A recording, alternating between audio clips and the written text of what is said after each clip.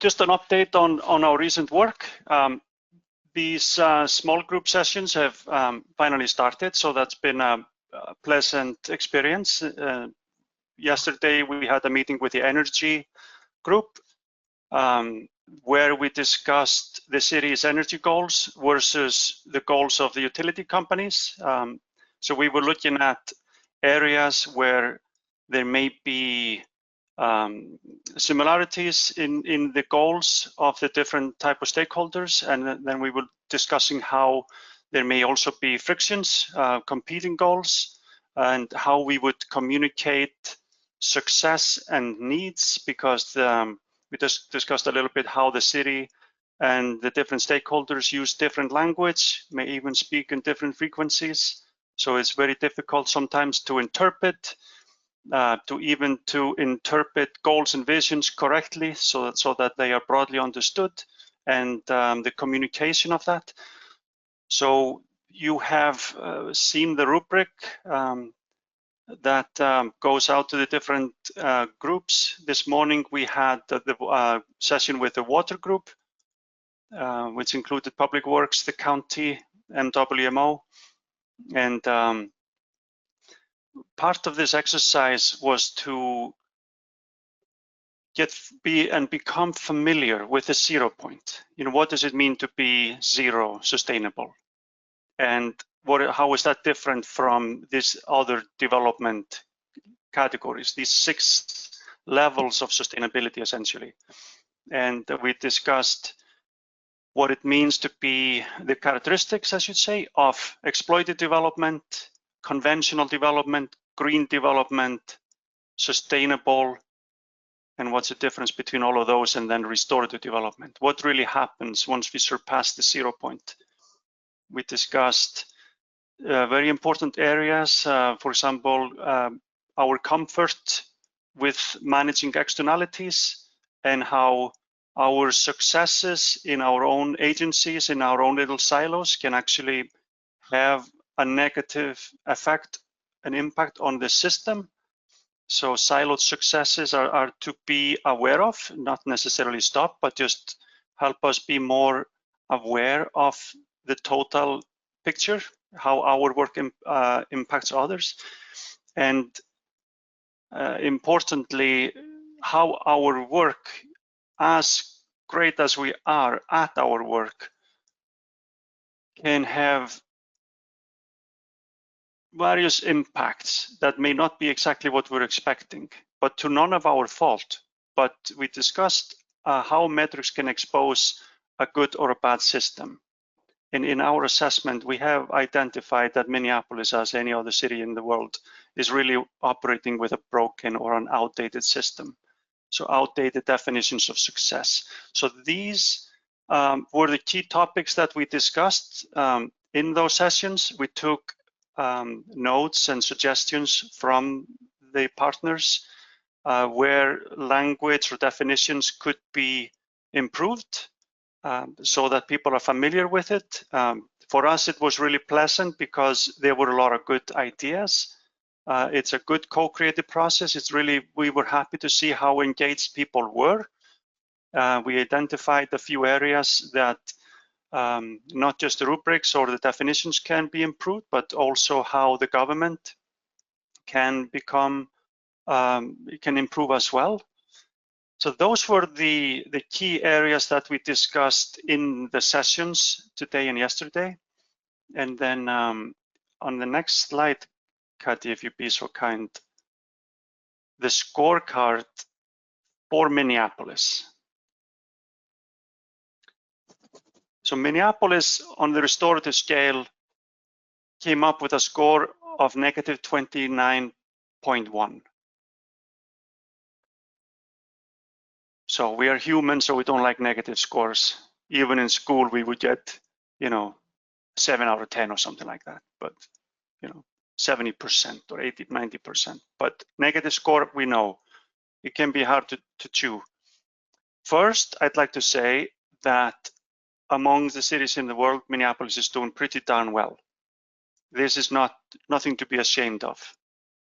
And it's actually, I'd be pretty proud of that. And I'm a resident of Minneapolis, so I kind of am. But it's also a reminder, a stark reminder, that we do have a long way to go before we get to zero. And it's another reminder that we really won't get to the net positive space unless we change the system. Changing the system is a decision. And that's the level of complexity that it is. It's a matter of all of us together going through a mind shift together, that nobody is told to go through a mind shift, but that we experience together a new way to measure and define success, to measure and define what is possible, to do things in a more integrated fashion, to apply systems accounting, to apply true cost accounting.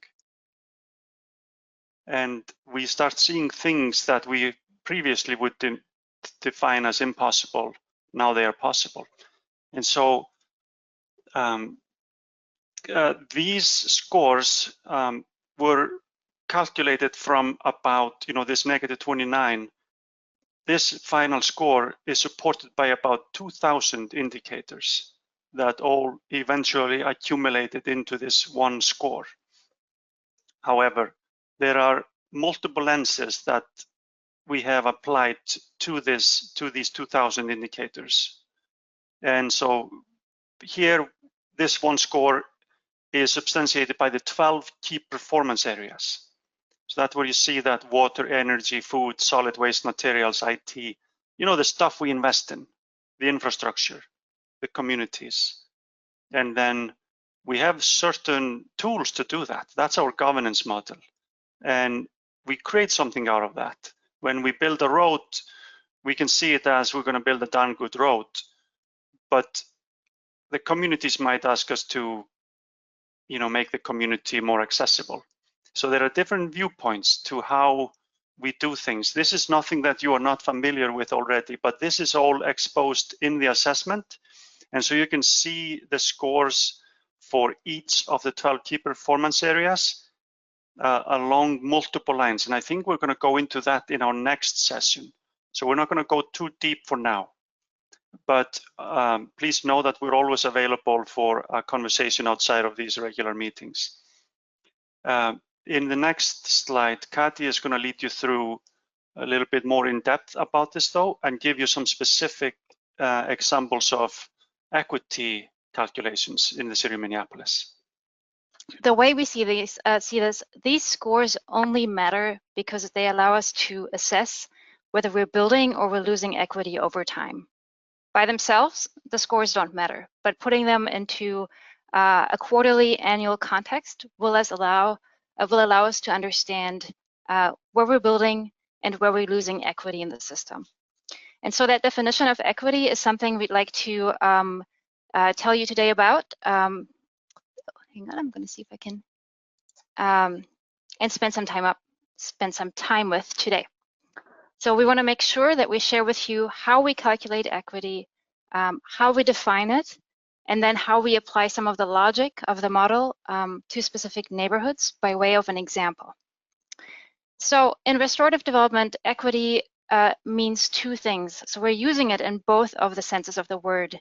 One of them is equitable access and use of resources by all people. And the second one, so that is the justice definition of equity. But the other side of it is also, it means that people in the city and the city as a whole have an equitable stake, so an equitable economic, social, and environmental stake in their communities. So that is something that we can measure in dollar amounts. So that one comes closer to the business definition of equity, having a stake in something, and by consequence, also having something to lose. So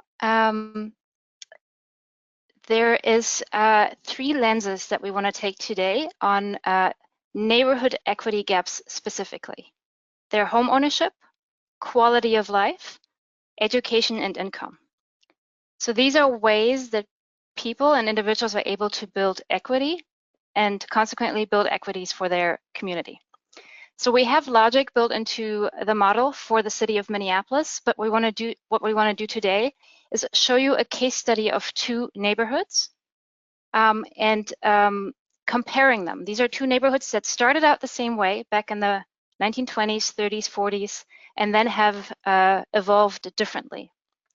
And you'll see that the equity gaps by these that we uncover through these three measures really reveal quite tremendous impacts of historical decisions that have been made. And it also gives us a sense of the scale of what's at stake by closing these equity gaps. And what we're hoping you'll take away from this exercise today is to help you understand how we're using longitudinal data, why it's important to use data all the way back decades and decades, and we've done that for the city of Minneapolis, and how we apply some true cost accounting principles. So here are the two neighborhoods that we studied for this example. I'm going to try and see if I can collapse the GoToMeeting screen. It's a little distracting because I can't see what's on my own screen. Just bear with me 1 second. There we go, much better. Okay, these are the two neighborhoods that we studied. So the blue borders are the borders of the actual neighborhoods. So in north, you can see Hawthorne-McKinley, which comprises 3 census tracts and approximately 9,000 residents. And then in the south, we have 2 neighborhoods, Hiawatha and Howe. Again, that's the blue border. And the closest approximation we could get through data is through those 2 census tracts that you see there highlighted in green. And there's about 8,000 residents in that area. So both of these are comparable in terms of their population size. And as I said earlier, both of them had very similar incomes back in the 40s when that data first became available.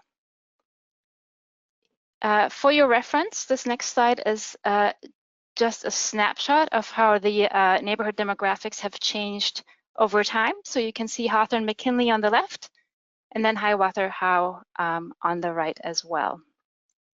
I'm just going to give you a second to take this in. And next, we'll dive into home ownership. So as you all know, home ownership is a very interesting measure and very popular measure to assess the health of a neighborhood. More homeowners means more equity in the neighborhood, means better upkeep, means better home values, and so on and so on. So this is a typical standard measure that city planners would look at, anyone who's looking at the health of a neighborhood. So if we look at rates, home ownership rates over time, we can see that those lines are fairly consistent. There has been some change over time, but in general, they sort of co-evolve with each other.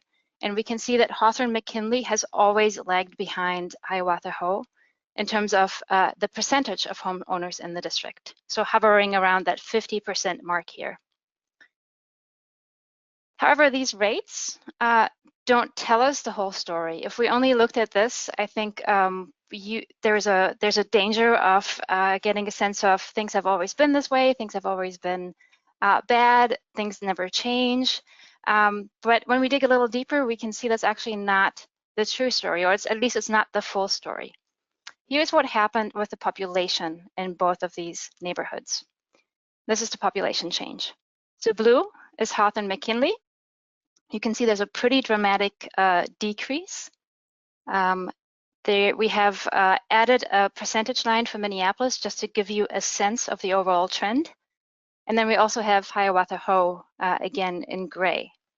And to note there is that Hiawatha-Howe really hasn't grown that much. It's stayed fairly consistent from the 40s with a drop and then back to 1940s level, but fairly consistent. But definitely we see a large drop here in the 60s, 70s, 80s. So this is when people move to the suburbs. It shows some of the white flight that happened as neighborhoods became more diverse, to the point where we've lost over 40% of the population in Hawthorne-McKinley. So keep both of these lines in mind as I flip to the next page. Here's what happened to the absolute number of homeowners in the area. So that's a much more interesting picture. Hawthorne-McKinley actually had more homes over the decades and then dropped pretty dramatically. You didn't see that drop in the percentage rates. it dropped by almost half. So we had about 2,700 homeowners in 1950, and today it's around 1,100. And you can see that Hiawatha Ho, even though their population hasn't grown much, people were able to grow equity and grow over time and add more homeowners to the neighborhood. So really can't stress enough that in absolute terms, the number of homeowners has almost halved since 1950.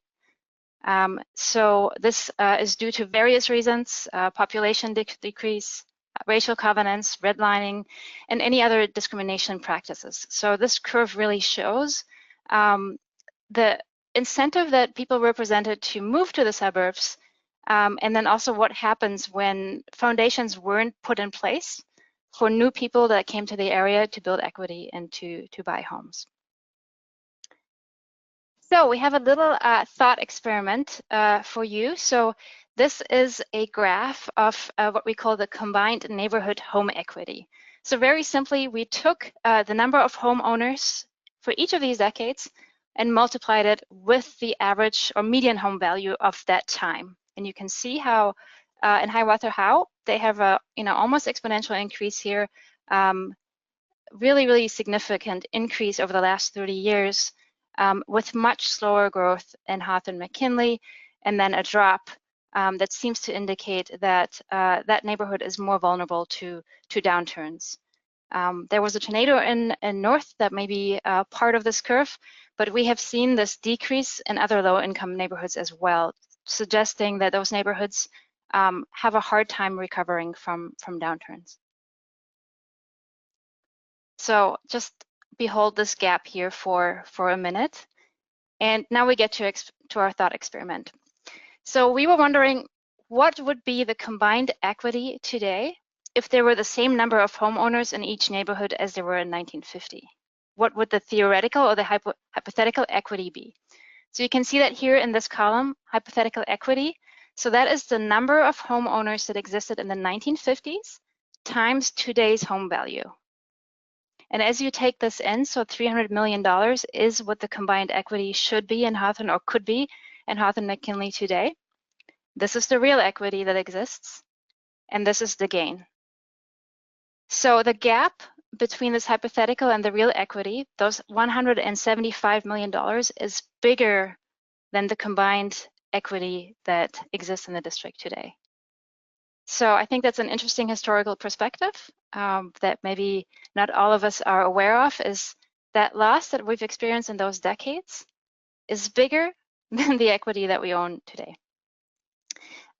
This is based on today's lower home value, so this is actually a very conservative calculation. The actual numbers would actually be higher because if there was increased home ownership, which generally leads to appreciated home values, this potential, this loss would be even bigger. So this is just to show and throw out a number and to show how in the historical linear model, policies and practices that resulted in reduced population and home ownership with little regard for building the foundations that would allow for rebuilding of neighborhood equity, what the result of that might look like. And in a restorative model, we really do focus on building system-level equity across multiple dimensions, and that starts with making sure that we put the foundations, the economic foundations in place for people to get education and obtain home ownership. One of the other reasons we're doing this neighborhood equity is because, as we start to talk about the IUH with all of you, and this is coming up in the presentation, I know you're probably all itching for those results as well.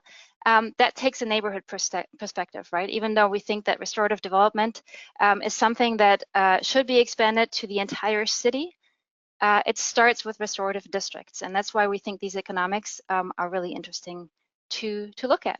So I'm going to pause here for questions and hand it over to Anne. Thank you so much, Kati. So I am happy to, Kati is happy to flip back if you have particular slides you want her to review again, but opening it to questions. If y'all want to unmute yourself, feel free. I am, by the way, as I have before, I am taking notes, and you will see all the notes. I'm not necessarily going to document every question, every answer. I'll just play it by ear. but the notes will go out to all of you with all the slides, and you already have the link to the slides. So just FYI, so opening it up for questions. Go ahead. Who's got a question? Kati or Björkman?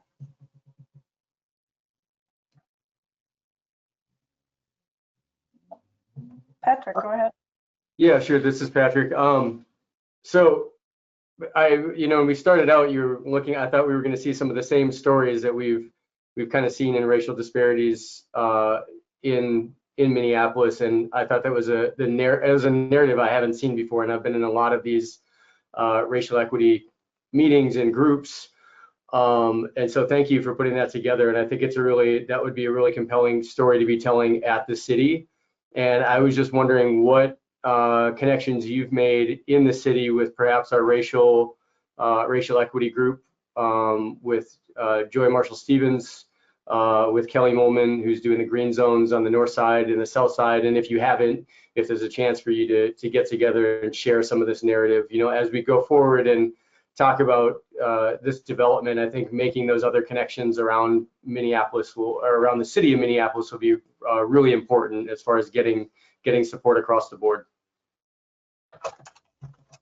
Thank you, really appreciate that. I'll answer a part and then I can hand it over to Björgvin and Dan, who will have additional thoughts.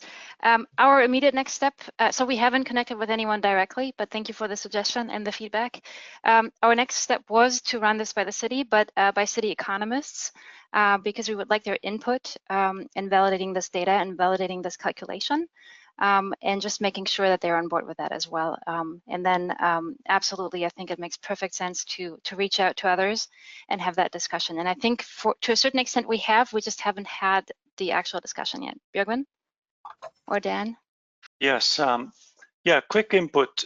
Thanks for that, Patrick. That's really good. We indeed did connect with Catherine Fleming, Michael Cheney, Project VDP, and their organizations, and had some really good conversations with them. Of course, we are familiar with a lot of the community leadership and members throughout Minneapolis, but I think this approach and the community engagement strategy, and I think I'm just paraphrasing from Dan and Ann really, about that has to be a careful process.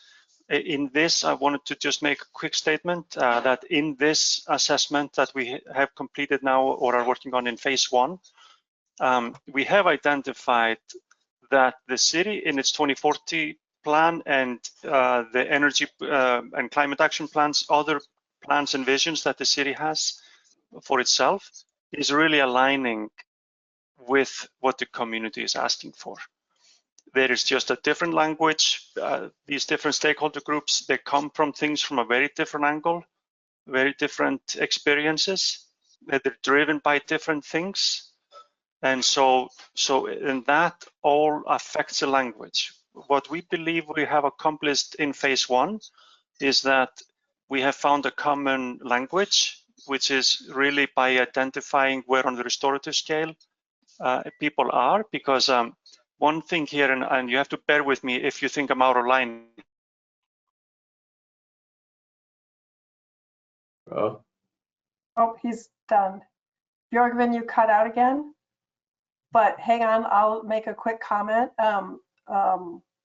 while he's coming back online. One of the things, Patrick, that I think would be very helpful is if you would shoot a note to and copy all the PLT members about some other people on staff who would be logical people with whom to have conversations. And then I think collectively we'll talk through when and with whom and in what topic areas, and are these people who should be part of departments brought into the partnership, or should they be consulted on some of the 0 points? Should they be involved in various ways? There are a million different ways to include people, and we're trying to be really intentional about that rather than just sort of random. So really welcome your specific ideas if you shoot them to all of us. Thanks.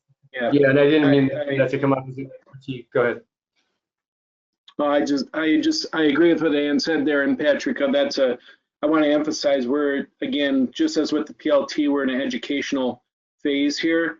We're also in an educational phase with the partnership once the PLT is up to speed to help us decide how do we bring this to the partnership, all the organizations as a whole as well. And so we're not in an engagement in the sense of community taking feedback.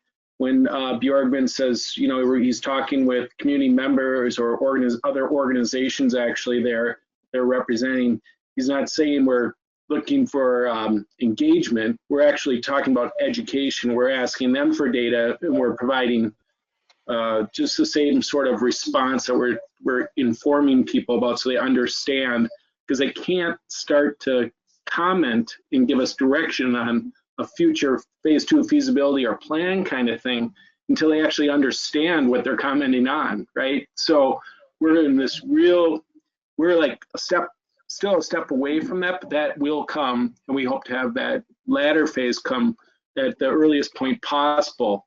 But having that technical understanding, or from your equity folks at the city, and having them share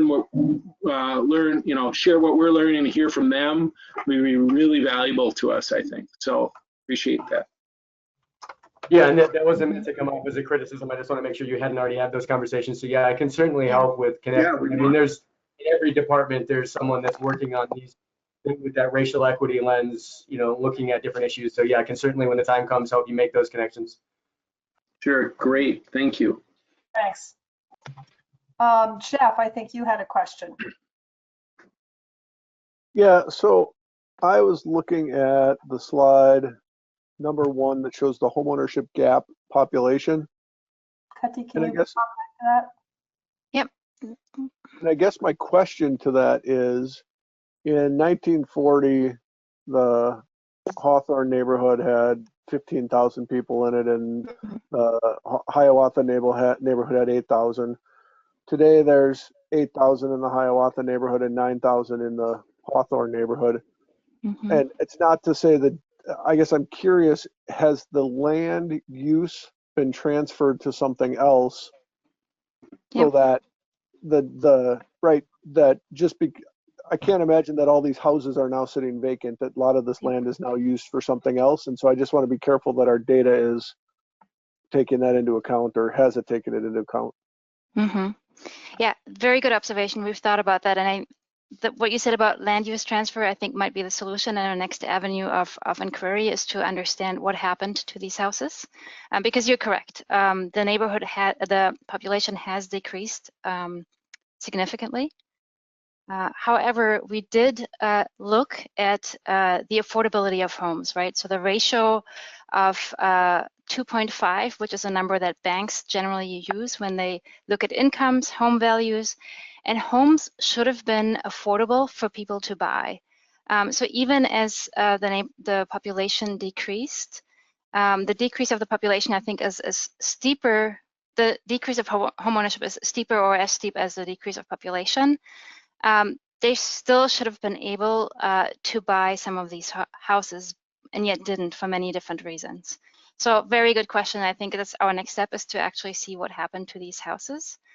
And again, also pointing out that in Hiawatha Ho, the population has stayed stable, and yet home ownership has increased, which is reflecting of the American success story of the last 60 years, right? More and more people, by the common narrative, are able to obtain home ownership over time.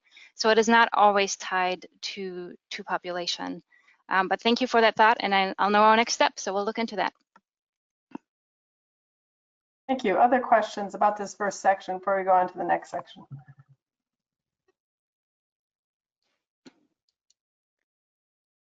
All right, don't see any. So we can move on. Thank you.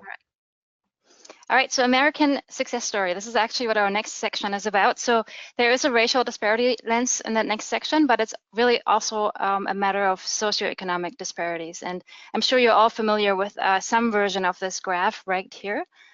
So what we did here is map median household incomes of different geographies. So dark gray, again, is Hiawatha Ho, dotted is Minneapolis, and blue is Hawthorne-McKinley. We've mapped that against the annual expenses of the CPI CPI index, or I should say consumer price index. That data is only available for the metro area, but we have it all the way back to 1950. So that orange bar back there is what the metro area spends annually as their expenses, and that includes everything. That includes houses, education, all of these things. So if you look all the way to the 1950s, you can see that that was not a bad time to be alive in any of the neighborhoods. In Hawthorne McKinley, where the income was very close to Hiawatha House, you know, the difference was $200 at the time, and that income paid for 90% of the living expenses, the area living expenses. You'll see how those curves develop differently over time, to the point where in 2018, the income in Hawthorne McKinley only pays 55%, or only covers 54% of the expenses. I'm realizing I'm actually jumping a slide here. I did want to acknowledge that there is a little bit of a, it's a little bit iffy to mix data series from different origins. So one of them is the census, which asks for median household incomes. The other one is the Bureau of Economic Analysis, which looks at average expenses. But we think this is still a valuable exercise to show the differences in neighborhoods and what life in one of these neighborhoods looks and feels like, especially over time. So now I'm going to jump to the slide that I've already started to cover, but it's the same graph. So as I said, today the incomes only cover 54% of the expenses. So that means that, in fact, in other words, incomes for a Hawthorne McKinley household would have to double to reach the CPI metro area average. So to reach that same standard of living, in some cases, you could imagine 4 parents working for a household. That's kind of what this number signifies. We also calculated what we call the quality of life gap for the neighborhood. So for those 9,000 residents in Hawthorne McKinley, that gap collectively is $300 million. And this is a significant number because number one, it indicates that you know, this gap is partially covered by government aid. So I think SNAP benefits or housing assisting, increasing household debt, credit card debt, things like that. But this number also gives us an idea of if we were to close that income gap, it gives us an idea of the size of the price in terms of economic opportunity for 9,000 people alone, in terms of higher consumption locally, increased tax base, and so on. So with that, I'll just jump right to questions. Maybe I'll just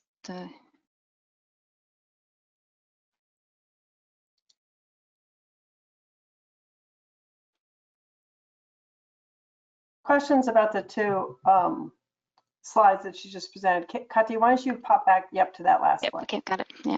All the meaty stuff is. Questions from PLT members?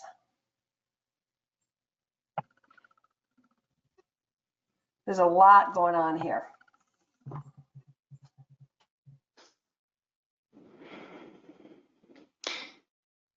Maybe one thing I could add that I haven't mentioned is, you know, I told you these data sets come from 2 different sources. The CPI has its own median area income, which is at $92,000. So that's the people that have been surveyed in the whole metro area.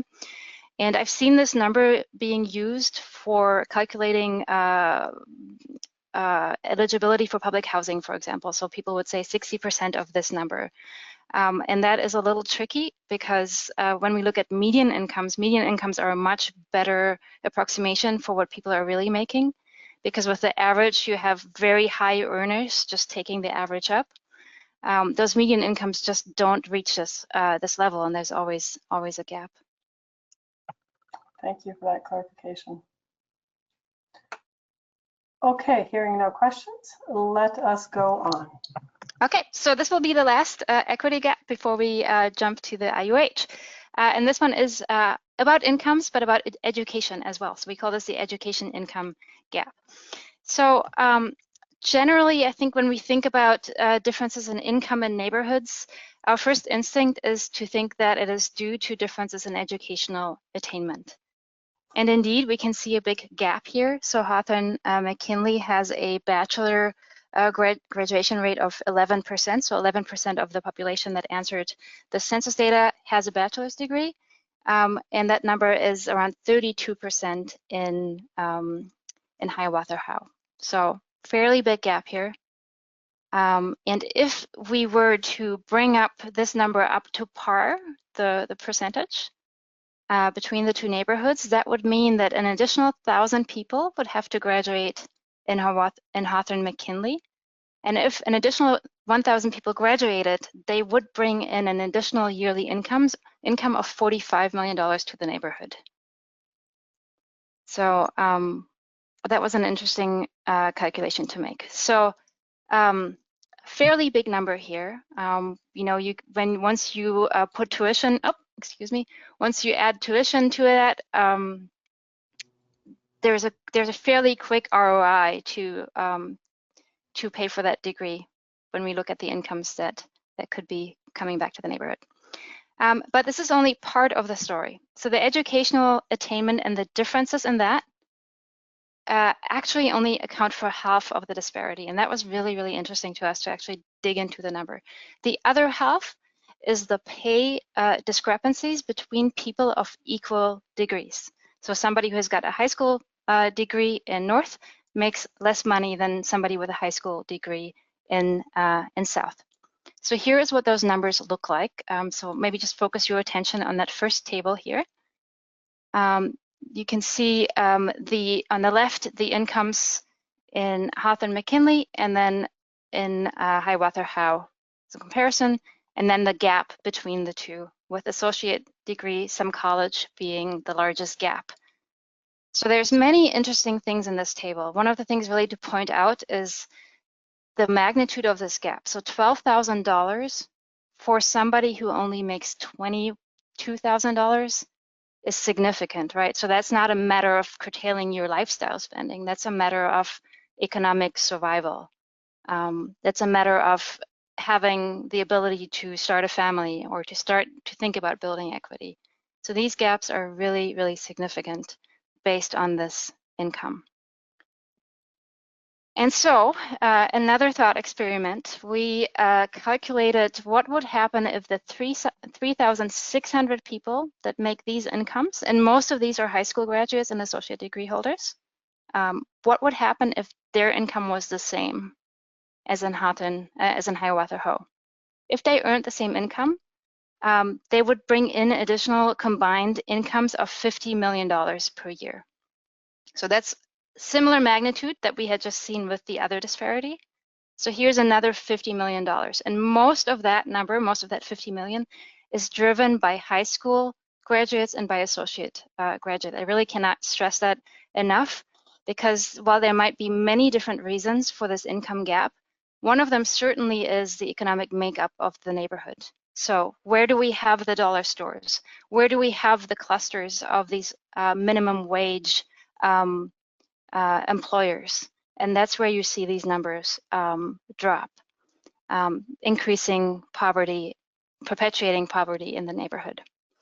And so another interesting way to think about this, that $50 million gap. So if you brought the high school graduate and associate degree graduates up to par with these numbers, that's 45 million right there. That is the equivalent of adding 440 instant homeowners to the neighborhood, or it's the equivalent of paying for 500 full college degrees. So the size of the price here really is big, and it's something that is stunning to behold when we look at it at this scale. And it becomes interesting to think about restorative development. What can we do even by adding 100 living wage jobs, by adding 500 living wage jobs? That makes a significant difference when this gap is only 3,600 people. Okay, so to close these gaps, we need a systems level approach that looks at multiple variables, excuse me. And so what I really want to stress in this section is these income gaps are not just about, closing the bachelor and the college degree gap. There's something else that the city has control over, and that is creating living wage jobs for high school earners or high school degree graduates and for associate degrees graduates as well. So to this end, we have something for you that is a part of this project, is what we call an ecological equity statement. If we had people in finance or economic development in this room, they would even want to call it ecological balance sheet, because it really operates as a balance sheet for a company or a city. And except instead of dollar amounts, it has numeric values.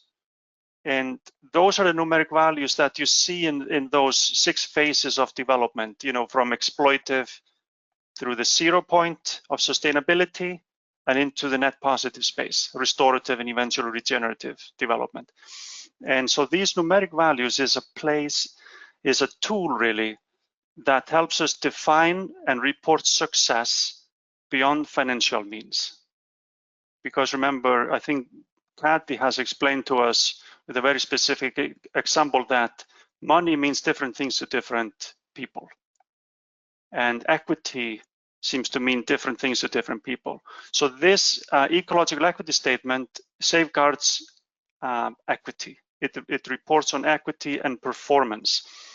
So here is a way to visualize where we are today. So this is again based on the assessment. Remember, Minneapolis as a whole had a score of negative 29.1. It's pretty good, but nowhere near good enough. With that score, we will not be a very competitive city, as other cities in the world are getting more competitive. So this graph here, instead of using numeric values, where you would see the different numbers all over the sheet in every cell, you are seeing a color visualization where the red is indicating net negative outcomes. And as we venture into that green and toward the blue space is our roadmap. This is our journey from where we are at right now as almost a green, kind of light conventional city toward being a restorative, circular economic city. This is really what the city of Minneapolis calls out in a comprehensive plan. That 2040 to 2050, those are the outcomes that are really being asked for in a 2040 plan. And when you dive a little bit into it, you also know that's what the communities are asking for. This is what industries are asking for. And so we're all going to meet there. That's all where we all want to meet.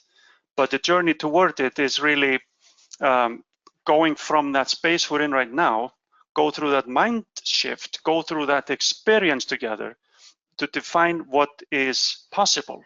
Because right now we have all sorts of limitations in our minds and saying, oh, the system doesn't allow for this. But we have to keep in mind the system is broken. That's the thing we've got to break out of. And so the way this balance sheet works is that we have assets. In this case, we're showing you environmental, social, and economic assets. Underneath that, you see liabilities. Same, environmental, social, economic. What we do here, really for simplicity, to keep check and balances in place, is that these numeric values that you would see in each of these categories, when we go forward, 2020 as a starting point, because we just did the assessment this year. As we move forward, every quarter or as often as you like, as often as we enter data into this set, we are going to see our progress. How the city issues RFPs. What control do you really have over the outcome? Because the 2040 plan has still not found its way into our RFPs. We are still in our actions supporting the old economy, the old system. We're making it stronger with every dollar we spend at the moment. We are maintaining and strengthening the silos. But you see, we're not measuring it, so we don't know it. Therefore, we're always going to be surprised by the outcome. And that's why the outcome is always much, much lower than we want. This balance sheet keeps a track of, remember, it has 2,000 indicators and not 5 or 10 or 20. That's a difference. So when you have that many indicators, you are in control. You can actually model it years in advance.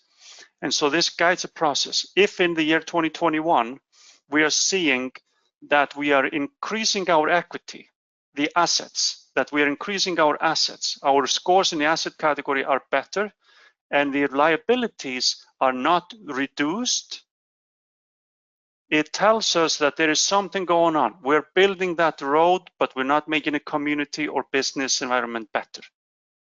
That means we're missing an opportunity, and that's probably worth a lot of money that should be accounted for.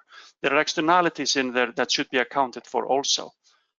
So when we make an investment, we got to make sure it has a systems value that is net positive, because we are probably, if we only increase our asset numbers and we don't reduce our liability number, we are probably mastering the silo, cementing us in the place we are right now, continuing the path of increased poverty. And that those numbers that Kathy led you through earlier, those $45 million, the 50 million, etc., is going to be 60 million and 70 million. See, that's the opportunity gap. This is the cost benefit for the community, but the city is also going to be out a lot of taxable income from from the communities, people and business. So that's what this does. Then the last category, equity, that you see on the sheet, calculates the difference between them. So year over year or quarter over quarter, you're going to see, did we gain or lose equity this quarter or this period? And you can see how are we doing. And now imagine, how does that for communication? How important is that for communication? Have you ever had such a thing to communicate? I would bet you haven't. And you see, communicating sustainability to communicating equity, communicating success is really a challenge. All these other cities in the world that are pursuing circular economy, trust us, we've been there. We've been there. We know what they're going through. We went through those case studies in our, before we started this project and during. They didn't know how to communicate success. They started the project off with often big investments, a lot of commitment, a lot of engagement. Year and a half, 2 years down the line, there was no progress. They couldn't communicate the progress. The Rockefeller Foundation, so the resiliency officers in Minneapolis and St. Paul, the Rockefeller Foundation left the 100 resilient cities because they had a hard time communicating progress. You see, that's why this is so important. But then again, here I may sound to you as a consultant. We just started something. We are not a Mr. Mrs. Know-it-all consultant.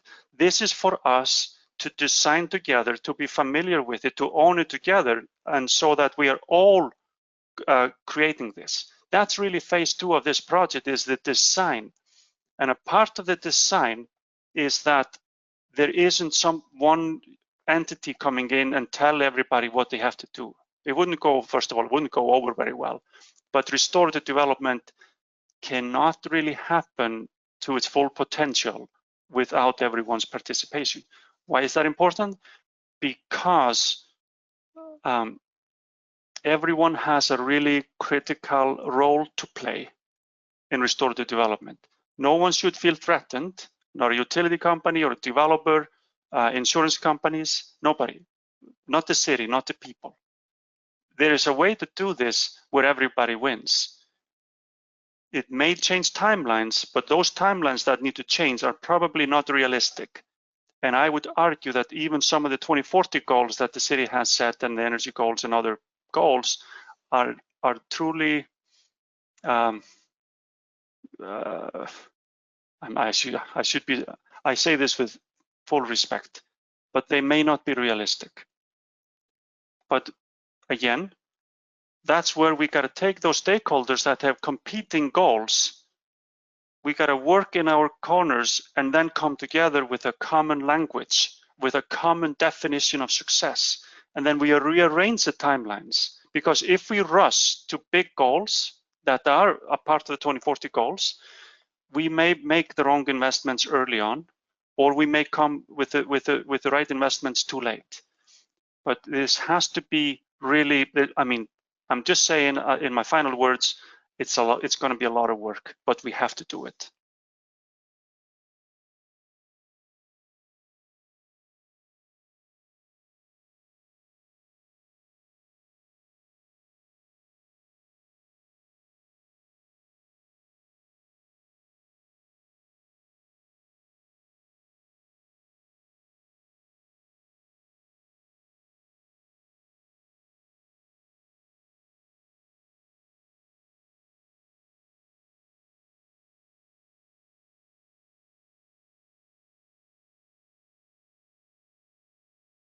In regards to IUH, the Integrated Utility Hub technical work, we've sort of taken the input that Björgvin and Katie have gathered, along with the input of Ostrom and the others, as part of to discuss technically how we could accomplish some things, depending on, for this conceptual level sort of integrated utility hub.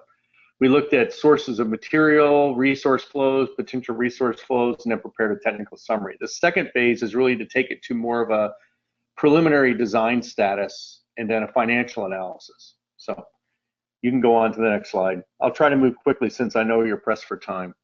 And sometimes this will, to try to go through these kind of slides can be rather time consuming to some extent. So essentially what we've done is developed a block flow diagram of the integrated utility hub that involves, I would say, 3 primary components.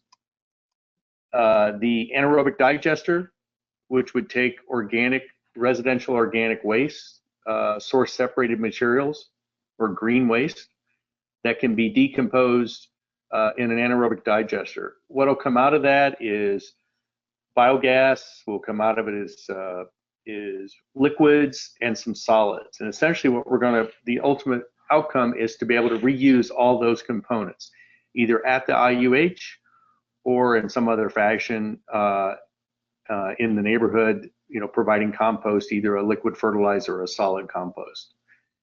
In that process, we also need water. So we've looked at 2 sources, one being stormwater, because I know there's studies going on in Minneapolis to deal with how we manage non-point-and-point stormwater.